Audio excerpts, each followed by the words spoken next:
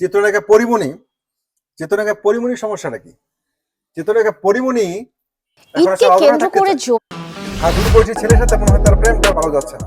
Political কারণ তাকে নিয়ে যখন মিডিয়াতে খবর প্রচার করা হয়েছে, তারপরে ওই ছেলের পরিবারের পক্ষ থেকে পরিমণির সাথে সব ধরনের যোগাযোগ বিচ্ছিন্ন করার কথা বলা হয়েছে। তারপর থেকে পরিমণি কখনো অপবিশ্বাসের পিছনে লাগে, কখনো সরকারের পিছনে লাগে।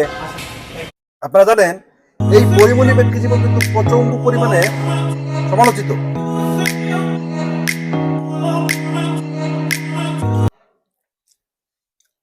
পরিমণি আসলে কি প্রমাণ করতে চায়?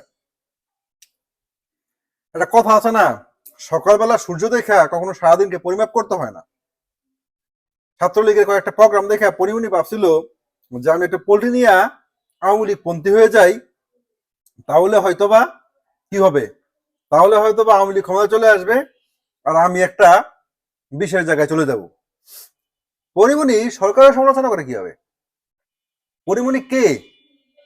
তার অবদানটা কি?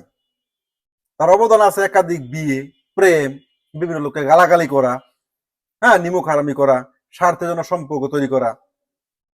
দালিকুনি অবিশ্বাস তাকে ছোট বোনে মজা দিয়েছে, সে অবিশ্বাসকে সে তুচ্ছ তাচ্ছিল্য করে কথা বলে।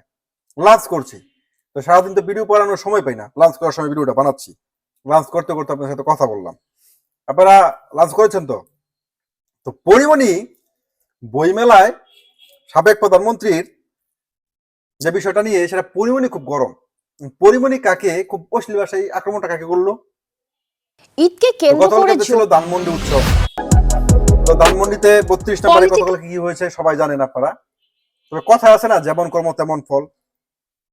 এখন এই পরিমণি একবার এই পাশ একবার ওই পাশ, এই পাশ ওপাশ করে সে পার পেয়ে যেতে চায়।